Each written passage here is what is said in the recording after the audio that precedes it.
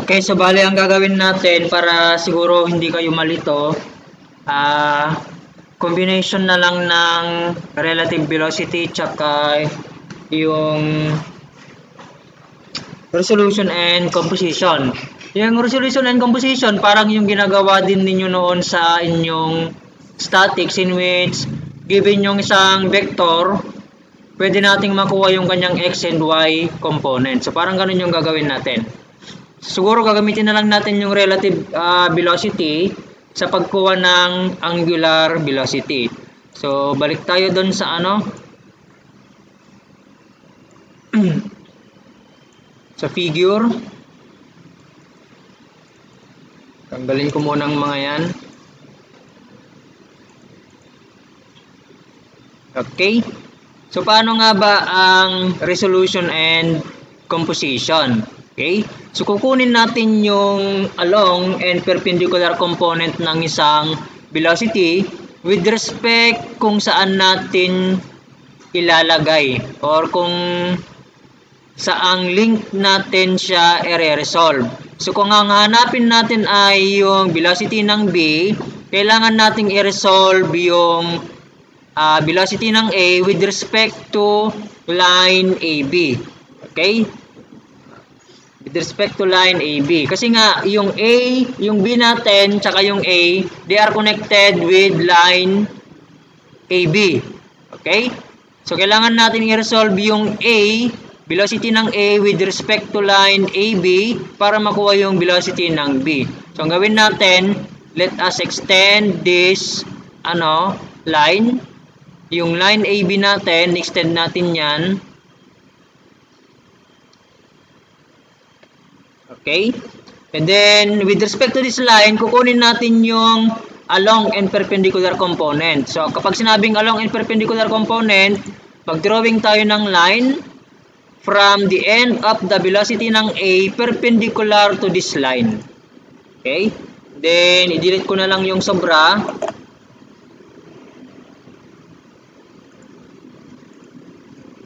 So, ngayon, kung may-measure natin, ito na yung tinatawag na perpendicular component. Ayan. And then, yung along naman is ito. Yan. So, di ba kung babalikan natin yung ating statics, halimbawa, meron kang vector na yan. Halimbawa, yan yung ating vector. Di ba kung gusto natin kunin yung kanyang, x and y component, minumultiply natin ng cosine theta at sin theta.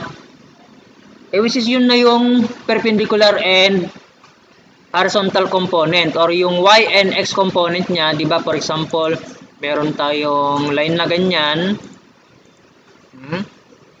And then ito. Then we have theta here, for example. Ayan, for example. Kung kukunin natin yung x component ng isang vector, for example, di ba ang ginagawa natin ay minumultiply yung yung haba nito ng cosine 42. Ayun, ito na yon. So, halimbawa, measure natin yung niyan, yung haba, ayan. So, para makuha ito,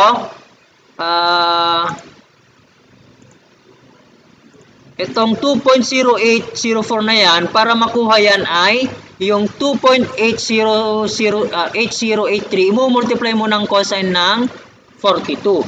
So, sana si 2.0804. Ganun din, para makuha natin yung kanyang y component, sin 42 naman ang i-multiply natin kay 2.8083. Yun nga lang, dito sa velocity analysis natin, kung ano yung line na kailangan nating i-consider, doon tayo kukuha ng x and y component, parang ganon. Okay, so ito na yung ating along, and then ito naman yung ating perpendicular. Okay? And then after nyan, kung ano yung measurement ng along component natin, yun din yung ilalagay natin doon sa B. Okay, so as we measure kanina, ito ay, ito ulit,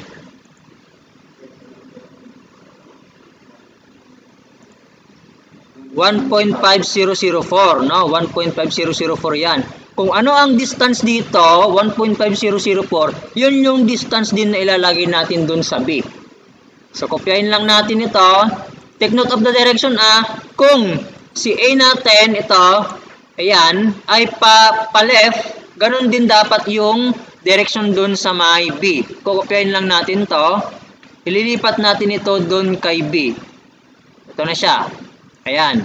Kita nyo yung green? Dapat pala, lakyan natin yung ano, yung kapalan natin, I mean. Ayun. Okay? So, nilipat lang, kinopya lang natin ito. Ito na siya.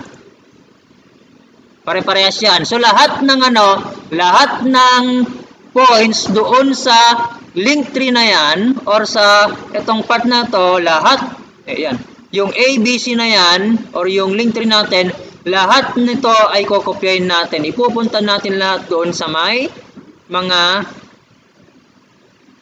points na yan na kailangang hanapin ang velocity. So, kopyahin lang natin to. Ganun din, pupunta rin natin ito kay C. Ayun. Okay? And then, alam naman natin na ang velocity ni B ay perpendicular dito. Ayan. Nagkataon ata na parallel to, Parallel. Parehas, no? Check nga natin kung may pagkakaiba yan. Nagkataon ata na parehas sila, parallel. Kung ililipat ko ito doon, parallel kaya to? Oo, no, parallel. Parallel. Anyway, mag-example naman tayo later on mamaya.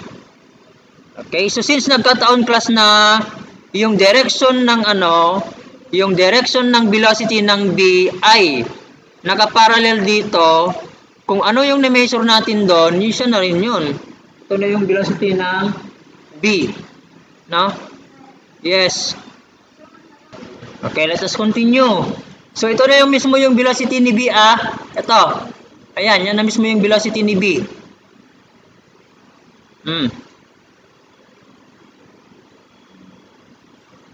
And then, nagkataon kasi na parallel sila Then, para makuha naman yung velocity ng C, i-connect natin yung end ni A doon sa end ni B. Ayan. Okay? Sinextend ko lang siya. And then, yung end ng ito, yung nilipat natin kay C, mag-draw tayo ng perpendicular line.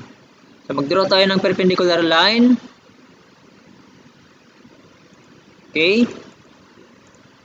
Dito mismo kay sa end ng part na yon. Nasaan na yon yung end doon? Yan. Ito.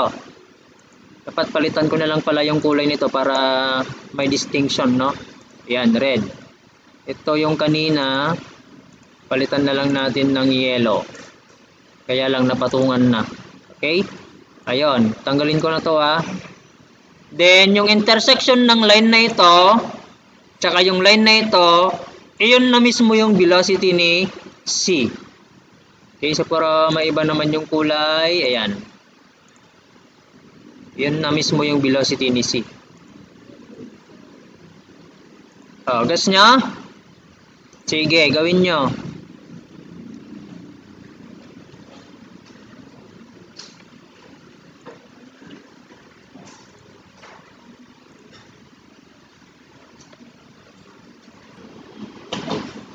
By the way pala, lagyan nyo ng letters yung yung mga end.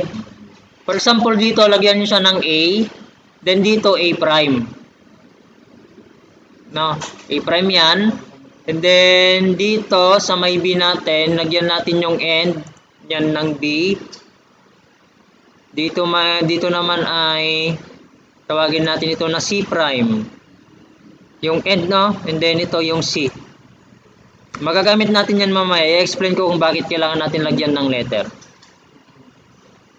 Ayan, sige. Okay, para mas maintindihan ninyo, pinaghiwa-hiwalay ko yung tatlo. Eto na sila. Take note na yung A prime natin, yung haba nito ay equal doon sa B, no? Okay, yung B prime actually natin, dito natin ilalagay yung ating B prime, pero nagkataon kasi na parallel mismo doon. Nagkataon na B prime. Parehas yung location ng B tsaka B prime natin, no? Okay. Yung AA prime natin tsaka yung B, dapat dito pala yung B prime. Nagkataon na parehas yung point ng B tsaka yung B prime na maliit. Yung AA prime natin ay equal doon sa BB prime, then equal din doon sa CC prime. Okay? Take note na yung tatlong letters natin or yung tatlong point natin na A, B, tsaka C ay nasa iisang link. Kung nasa iisang link sila, pare-parehas sila ng A, pare-parehas yung AA prime, BB prime, and then CC prime. Ganun yon. Then, yung pagkuha ng velocity ay palaging perpendicular doon sa, ayan no, yung mga drawing natin na mga to, mga yan, okay, or ay always perpendicular doon sa line ABC or doon sa may link 3. Okay, so clear na tayo daan? So, since na-identify na natin class, yung velocity ng C, ito yung velocity ng C natin, we can now solve for the velocity ng D. Okay? Pwede na natin ma-solve yung velocity ng D. Kasi ganun yun eh. Step by step yan. Okay? Bago mo makuha si B, or bago mo makuha si C, kailangan mo munang kunin yung velocity ni B. Then, ganun din, before mo makuha yung velocity ni D, kailangan mo munang kunin yung velocity ng C. Okay, ngayon. Kung mapapansin natin, yung C tsaka D ay nasa link 5. So, ibig sabihin yan, mag-drawing tayo ng line na perpendicular doon sa link 5. So, since yung C, meron na tayong velocity niyan, mag-drawing tayo ng, doon, ng line. Okay? That is perpendicular sa link 5. Okay? So, mag-drawing tayo ng perpendicular doon na magmula doon sa end or kay C, mag-drawing tayo ng line perpendicular doon. Okay? And then, i-measure natin to or kopyahin na lang natin. Ayan. Ito, kaso medyo dagdagan natin yung kanyang thickness para makita. Ayan. Okay? Kokopyahin lang natin to. Tawagin pala natin muna siya na C prime. Yung CC prime natin ay equal doon sa DD prime. Okay. Dapat ito ay C prime. So, kopyahin lang natin to. Punta natin doon kay C. Take note of the direction Kung mapapansin natin, yung CC prime natin ay right na pababa. Ganon din dapat doon sa may D. Ilipat lang natin yan. Dapat pa-right din na pababa. Ayan. Okay? Ayan. Sige. And then, ano ba ang direction ng slider pala? Yung velocity ng slider. Ang dami nagkamali dito. Sinabi ko naman na ang velocity ng isang slider ay always parallel doon sa surface. Asan ba yung surface natin? Ito Ayan. Yan. So, dapat yan ay left or right lang. But since itong natin, itong DD prime natin ay pa-right na pababa, automatic na yung velocity ng D ay pa-right na rin. But take note, always parallel, sabi ko nga, doon sa surface. So, mag-drawing tayo ng line na parallel doon sa may surface. Okay? So, siyempre, pa-right yan. Pa-right. Oops. Palitan natin yung kanyang thickness para mas makapal. Makita natin. Ayun siya, Ayan. And then, anong gawin? Mag-draw ng perpendicular. Doon sa Sa may link 5, diba? Ganun palagi yung ginagawa natin. Connect natin dito. Mag-draw tayo ng line perpendicular doon. Sa may link. O dito na nga lang para sa link na talaga yan. Link. Diba always perpendicular yung mga pinagdodrawing natin. And then, kopyahin ko na lang ito. I-connect ko dito. Yan. So, yung intersection, ito na yung velocity ng D. Yan. Ito na siya. Yun na yung velocity ng D. Okay? Di ba? Anong mas madali? Yung last time or itong resolution and composition with combined relative velocity? So, dagdagan ko na lang siguro ito ng kanyang letters. Okay?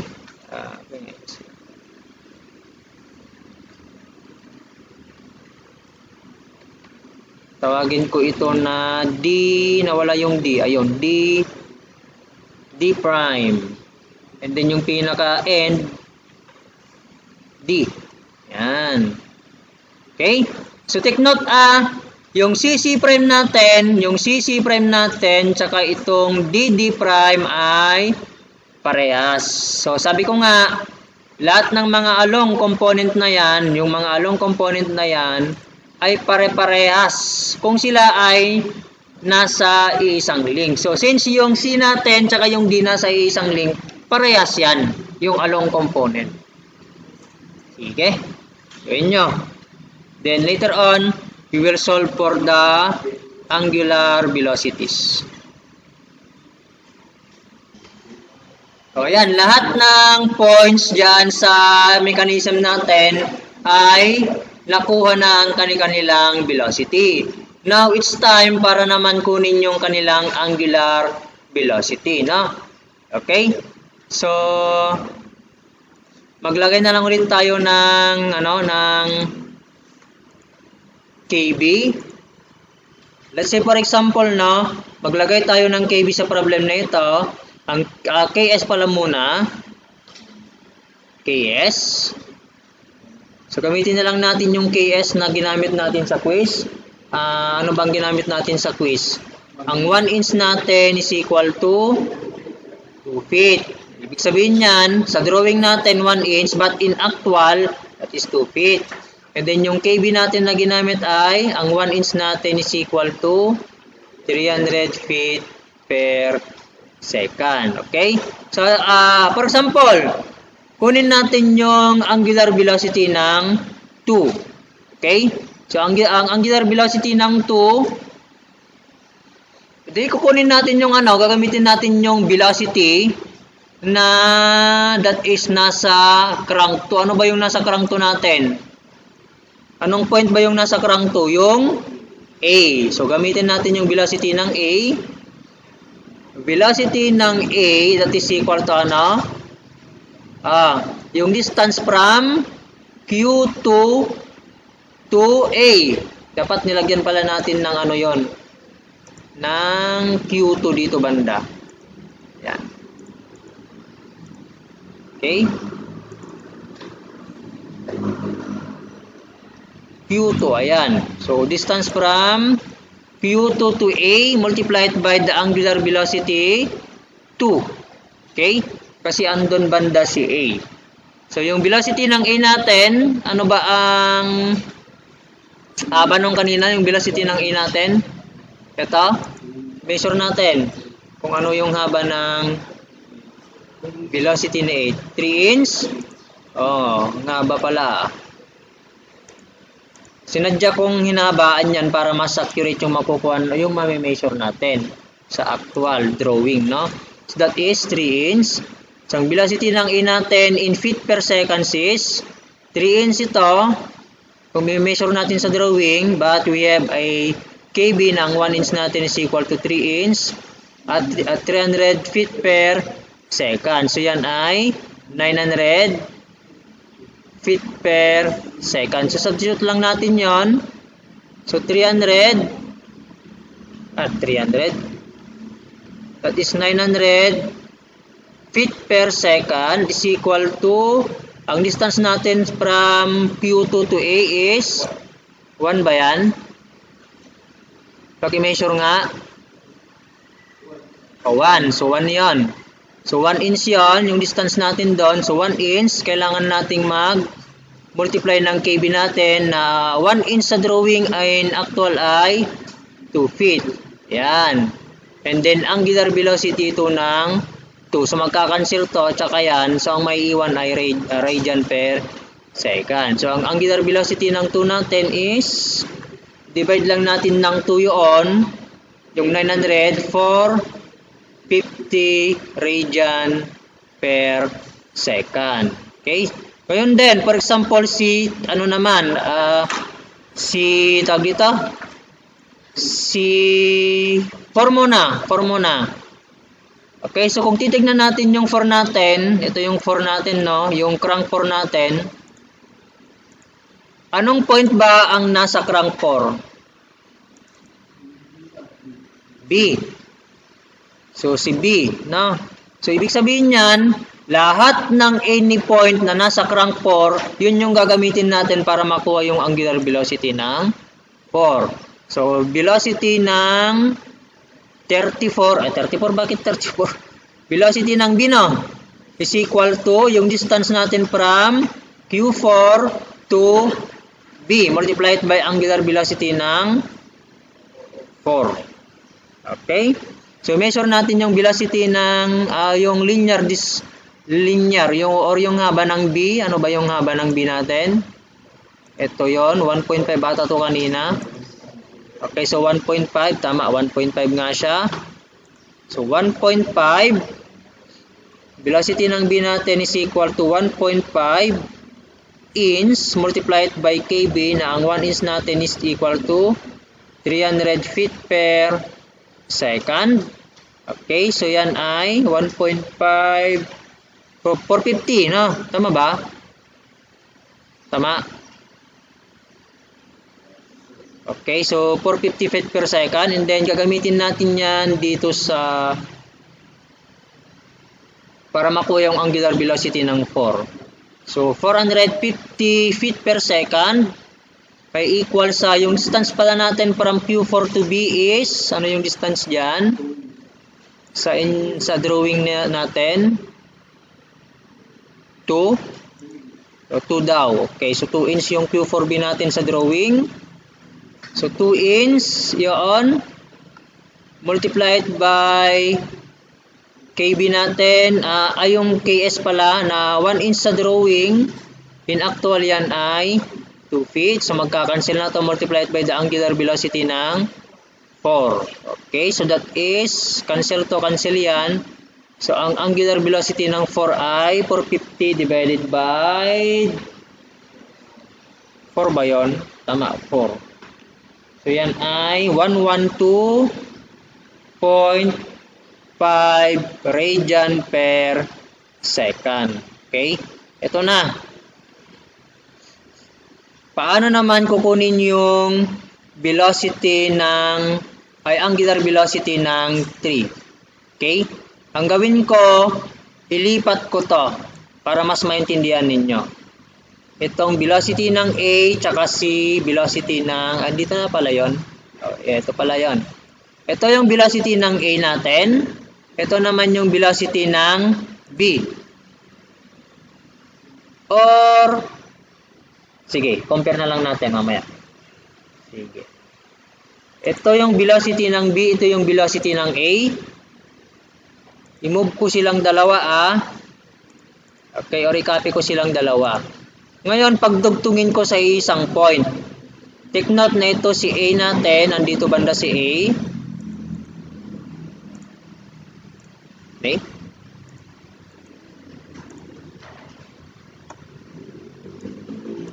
Bakit nagiging sensitive yung mouse? Ayan. And then ito naman si B. Ano nangyayari? Bakit nagiging sensitive to? Ayan. And then, itong part na to, tsaka si A, ilipat natin na, i-move ko to, itong part na to. Oops, bakit anong nangyayari? Why are you sensitive? Okay, move ko to, yung,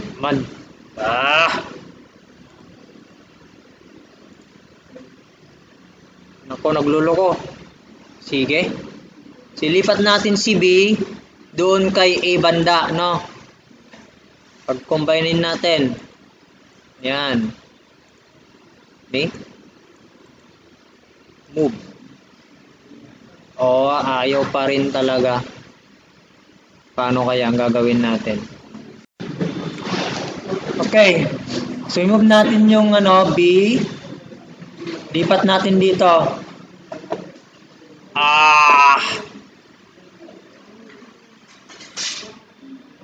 What's happening? Okay, tingnan. Ito yung velocity ng B natin. I-move natin, no? Lipat natin dito. So, yung pinag-isa natin yung A tsaka B dito. Then, kukunin natin ito, yung difference niyan. Ito yung end. Ito yung A natin, di ba? A na maliit yan. Ito. Tapos ito naman yung B na maliit. I-measure natin yung distance from A to B na maliliit.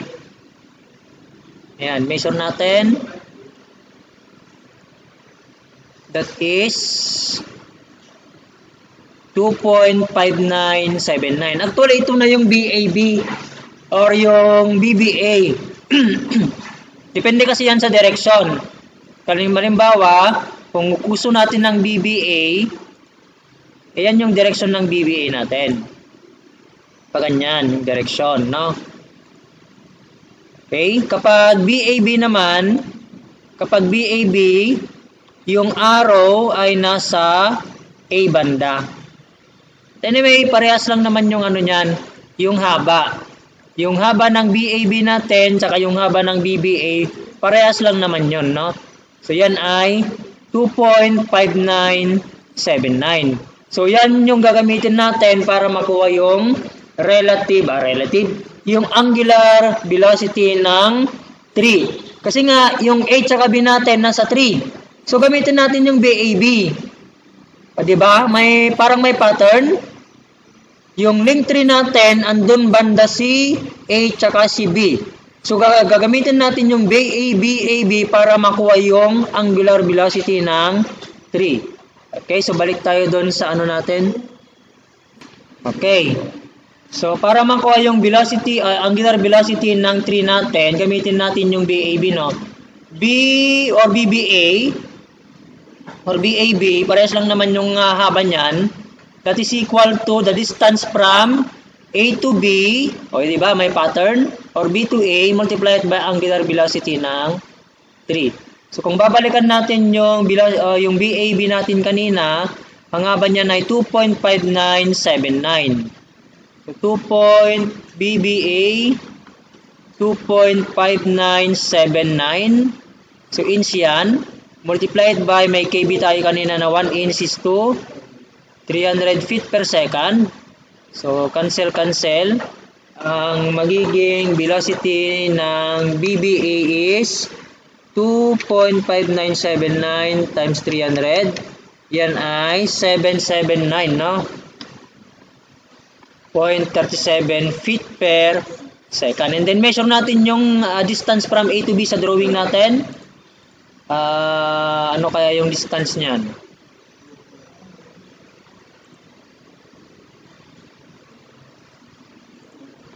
Sa inyong baka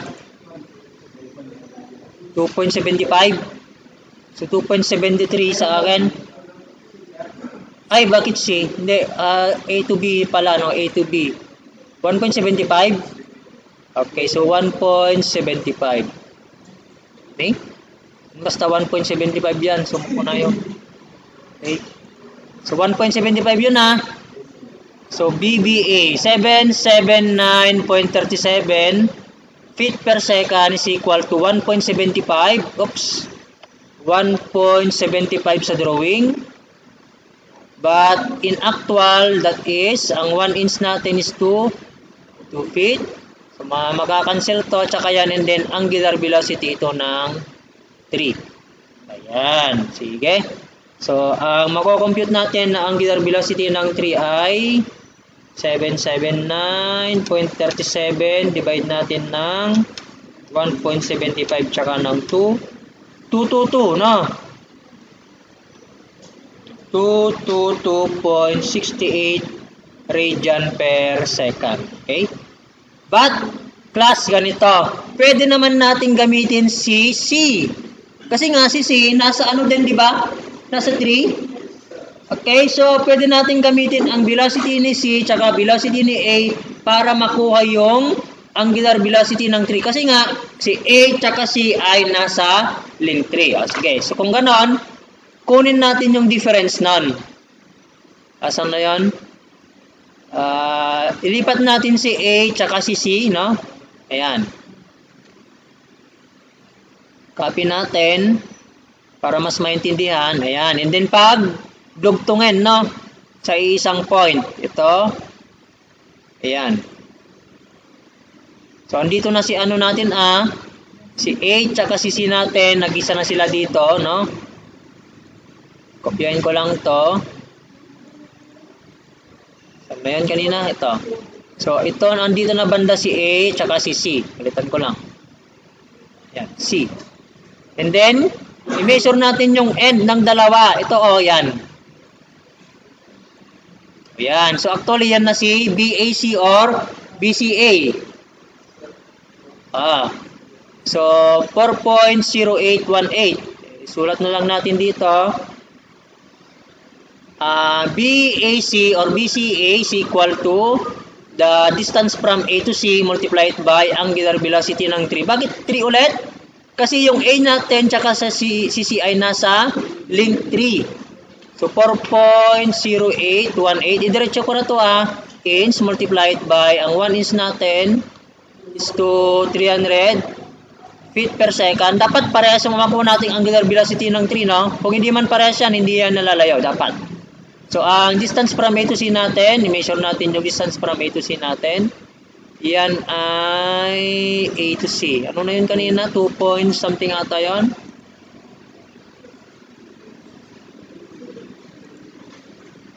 2.75 sa ano ninyo? 2.75 hindi accurate yung CAD Hindi sakto kasi yung mga points na pinaglagyan. Okay? So anyway, 2.75. So 2.75 yon. Multiply natin ng inch to, no? 1 inch is 2 feet. And then, angular velocity ng 3. Dapat hindi yan na magkalayo. Feet tsaka feet. So, ang angular velocity ng 3 is 4.0818 times 300. Divide natin yan ng 2.75 times 2. 222. O, yun. Diba? 222.64. Eto. Radian per second. Okay? O, para minsanan na. Pwede rin naman natin gamitin si BCB. O, ayan. Ay equal sa the distance na. Kasi nga, yung C natin tsaka si B ay nasa link 3. So, pwede natin kunin yan, yung distance from B to C multiplied by angular velocity ng 3. So, anuin natin? Kunin natin, ilipat na lang natin para mas madaling sa bali. Ito banda. Yan. BC tsaka si B, no? Ang B natin ay ito. So, copy natin. Then, ilipat din natin. Ayan. Dito na lang. Ilagay na lang natin dito banda. Then, pagdugtungin sa isang point. Ayan. Then, measure. Diba? Yung end to end ng dalawang velocity. So, 1.4835. Ito na yung BCB natin o kaya naman ay BBC. Okay, 1.4835. So 1.4835, 1.4835. So times, ano yung scale natin kanina? 1 is to 300 ay equal sa 1. Di pala, yung distance pala ng distance pala ng BC. Ang distance ng B to C natin ay 1 inch. Okay, 1 inch daw. So, 1 multiplied by 1 is 2. And then, angular velocity ng 3. Dapat hindi yan lalayo sa 220. So, 1.48 B to C. 0.75. 0.75 naman daw.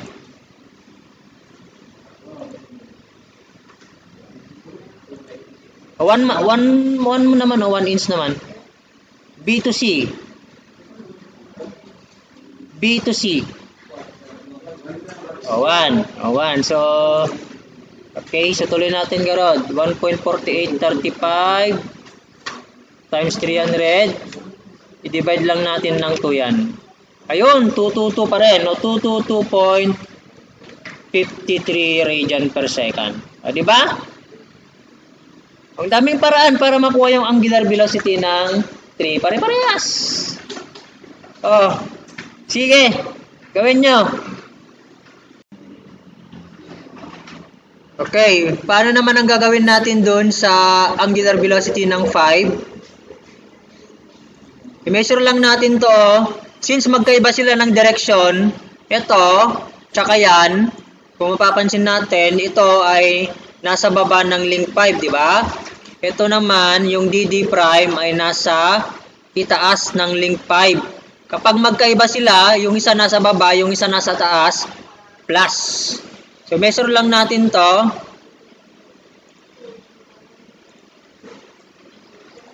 Yan ay 2 inch something. Then, yung isa naman ay 0.3080. I-add natin yan and then oops, nawala yung document. Ito, sabihin natin dito. Nawala ang internet.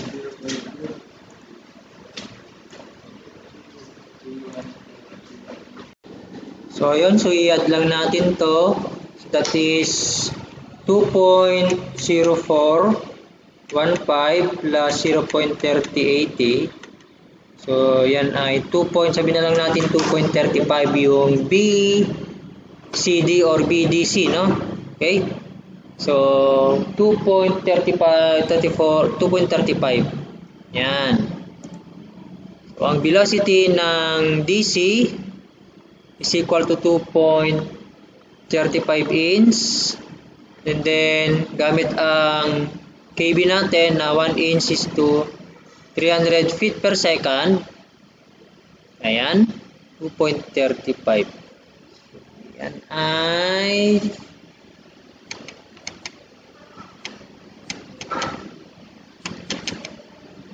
704 o 705 na lang, no? Feet per second. And we know also na yung BDC natin is equal to the distance from C to D multiplied by the angular velocity ng 5. Ayan. So, 705 to. Feet per second is equal to, measure lang natin yung distance which is approximately ito, tsaka yun. 2.5, no? So, 2.5 inch times mayroon tayong KS na 1 inch is to 2 feet and then angular velocity ito ng 5. So magkakancel to tsaka yan yun. So matitira radian per second, no? So yan ay 141 radian per second. Okay, so that's all.